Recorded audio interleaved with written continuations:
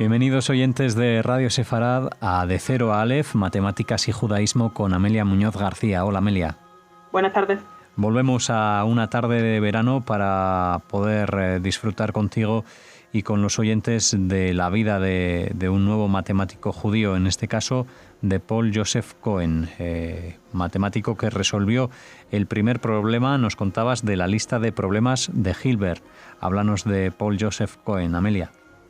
Pues este hombre hace bastantes cosas en matemáticas, pero lo más significativo con diferencia va a ser precisamente eso, resolver el primer problema de la lista de Hilbert, que era, en resumen, que la hipótesis del continuo y el axioma de elección van a ser independientes de los axiomas de Franken-Zermelo. Esto pertenece a teoría de conjuntos. Para que nos situemos un poco, en 1900 Hilbert da una conferencia muy importante en un ciclo de conferencias de corte matemático que se estaban haciendo en Zúrich, en la que plantea una lista de 24 problemas en los que cree que los matemáticos tienen que concentrarse. Ha habido muchos autores que han conseguido resolver problemas y Cohen resuelve el primero de ellos, con tan solo 30 años. De hecho, a los 32 recibiría uno de los premios más importantes de matemáticas por haber sido capaz de resolver este problema. Abordando la vida de Cohen, pues él vive entre 1934 y 2007 y nace en Long Branch, en New Jersey, en Estados Unidos, aunque se va a criar en Nueva York. Sus padres eran judíos emigrantes de Polonia, como él. Cohen también era judío, obviamente, y se separan para cuando Paul tiene solamente 9 años. Más o menos por esta época, además, va a comenzar a mostrar un interés creciente en matemáticas. Y bueno, hay una anécdota por ahí bastante conocida que dice que su hermana mayor era la que se dedicaba a sacarle libros de una biblioteca pública que había cerca de su casa, porque no se fiaban los bibliotecarios de dejarle libros a Cohen. Y de hecho, a la hermana al principio también eran reticentes porque decían que los libros que Cohen estaba pidiendo eran muy avanzados, no ya para él, que tenía 9 años, 9, 10 cuando empieza a sacar libros, sino para universitarios y graduados en matemáticas. Bueno, pero esto a Cohen le va a dar un poco igual, va a devorar estos libros y bueno, va a aprender matemáticas de manera autodidacta. Sus padres no podían permitirse clases privadas al nivel que él hubiera requerido y tampoco parecía hacerle mucha falta. Pero bueno, también en el instituto Stuyvesant le van a enseñar un montón y entra en la universidad en 1950 con tan solo 16 años. Entra en el Brooklyn College. A él en un momento determinado, como era muy brillante y los reclutadores universitarios lo sabían, le ofrecen una lista de becas, pero prefiere quedarse en Brooklyn para estar cerca de sus padres y para no pedirle a ellos todavía más dinero, porque ustedes saben que las universidades americanas son carísimas. Y bueno, él está allí 3 años y poco después lo admiten en la Universidad de Chicago. Cohen, bueno, era un estudiante brillante, como he dicho, y reconocido como tal. Él ya había estado indagando sobre quién le llevaría la tesis si se trasladaba a Chicago y quién supervisaría su investigación. Y bueno, no contaba 20 años y ya estaba trabajando a las órdenes de André Weil, que era un matemático muy prominente en aquel momento. Cohen obtendrá el título de matemática en 1954 y el doctorado en 1958 con una tesis titulada Aspectos de interés en la teoría de singularidades de series trigonométricas. Aquí ya empieza a verse la tendencia a investigar en lógica matemática y teoría de conjuntos que marcarán la carrera de Cohen. Lo cual no deja de ser curioso porque lógica no se enseñaba en Chicago. Paul vuelve a recurrir a sus capacidades autodidactas para aprender lo que necesita. Esta independencia a la hora de aprender se reflejará posteriormente en sus investigaciones. Al no pertenecer a ninguna escuela exclusiva de pensamiento, sino incorporar todo lo que necesita con un estilo personal y refrescante. Lo que podría decirse que no venía viciado de clase, ¿no? De un profesor que le hubiera enseñado determinados caminos. Bien, Cohen pasa entonces un curso en el MIT en 1958-59 y otros 2 más, los siguientes, en el Instituto de Estudios Avanzados de Princeton. Estando allí, publica un artículo de gran impacto, titulado Sobre una conjetura de Littlewood y medidas idempotentes.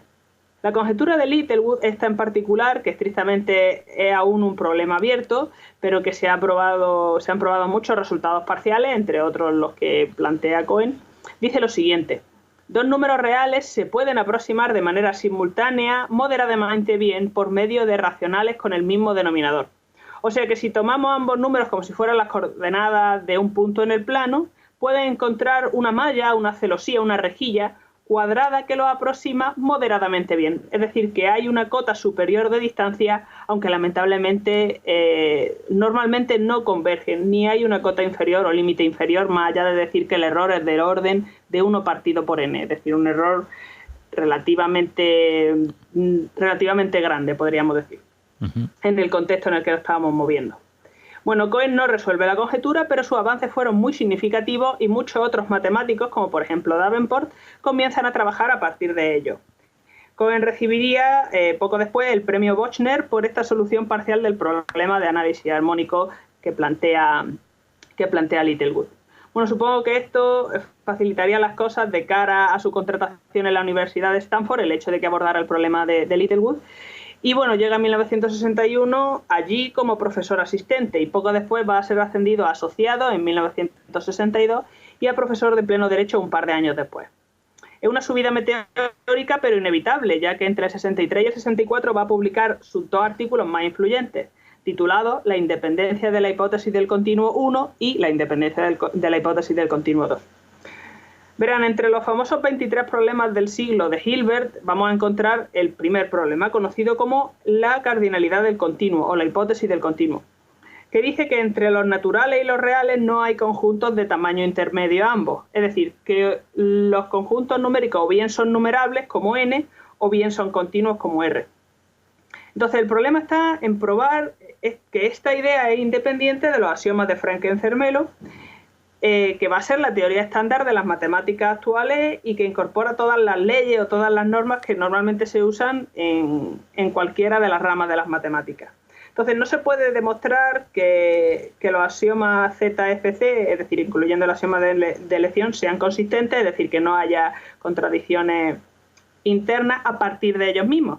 Pero resulta que si estos axiomas son consistentes, entonces también lo van a ser incluyendo o no incluyendo el axioma de elección. Entonces, partiendo de esa base muy teórica y un poco enrevesada sobre si se incluyen uno, entonces no se pueden demostrar otros, pues lo que hace Cohen es construir un modelo de axioma donde la hipótesis del continuo es falsa. Y por tanto, como la hipótesis del continuo va a ser falsa en un conjunto en el que se había demostrado ya previamente que tenía que ser verdadera o que no podía demostrarse que no era verdadera, ni la hipótesis del continuo ni su afirmación pueden ser demostradas en este conjunto de axiomas. Es decir, ha llegado a la conclusión de que las reglas del juego habituales ni niegan ni aseguran esta hipótesis del continuo. Entonces, curiosamente, se puede construir una teoría de conjunto en ZFC, que es como se llaman estos axiomas, donde la hipótesis del continuo sea cierta y otra donde sea falsa. Y ambas son válidas, es decir, tenemos 2 universos matemáticos, entre comillas, paralelos y válidos a la vez. Entonces, esto resuelve el problema que había planteado Hilbert. Y para ello lo que hace Cohen es desarrollar o inventar una nueva técnica de trabajo que él denomina forcing, que consiste en expandir el universo, el conjunto total de axiomas, a uno mayor, de tal modo que no se cumplan determinadas leyes que en el original sí, pero sin desmadrarse de tal manera que el nuevo conjunto no tenga estructura o no tenga operaciones u orden, es decir, que sea tan caótico que resulte inútil. Entonces, actualmente esta técnica se conoce como forcing ramificado y existen versiones más sencillas usándose todas ellas, ya que han servido y siguen sirviendo para demostrar un gran volumen de problemas en ramas muy diversas de las matemáticas, no está limitado solamente a teoría de conjuntos, dando sus primeros frutos sobre la marcha, como hemos visto. El nombre viene de que los nuevos elementos fuerzan las características añadidas del conjunto universo. Entonces, si se hace bien, se conservan las leyes que te interesan y demuestras que otras o son falsas o no funcionan. Bueno, esto lo va a probar Cohen con solamente 30 años. Cambia la faz de la lógica matemática y afecta a un sinfín de otras ramas. Es llamativo decir que después de este enormísimo trabajo y su formalización, en 1966 va a publicar un libro que se llama Teoría de conjuntos y la hipótesis del continuo. Todo esto, pues después de este enorme problema aparca teoría de conjuntos casi del todo y se mueve a otra rama. Cohen va a publicar resultados tanto en ecuaciones diferenciales como en análisis armónico. Bien, en un momento determinado él llega a afirmar, en contra de la opinión de otros, que su solución era fácil o asequible. No quiero decir obvia porque obvia no es, pero quizás sí evidente. Entonces, yo no soy nadie, obviamente, para contradecir al maestro, pero en mi humilde opinión pasa como con la invención de la rueda, ¿no? Que a toro pasado, una vez que ya está demostrado la solución del problema, la rueda es obvia, es decir, la solución de Cohen es obvia, es perfecta. Pero ¿cómo puede ser que no se nos ocurriera antes? Podrían decir algunos. Y sin embargo, hasta que no ves la rueda, hasta que no se construye la primera solución o la primera rueda, todo el mundo iba por la vida arrastrando por el suelo los objetos pesados. Es decir, todo el mundo iba por ahí sin saber si este problema tenía solución o no. Por supuesto, semejante trabajo matemático trajo consigo el premio más prestigioso de las matemáticas, la medalla Fields, que él gana en 1966. Y bueno, para entonces yo llevaba siendo 2 años profesor de pleno derecho en Stanford, como comenté antes, y llevaba casado 3 años con Christina Carls.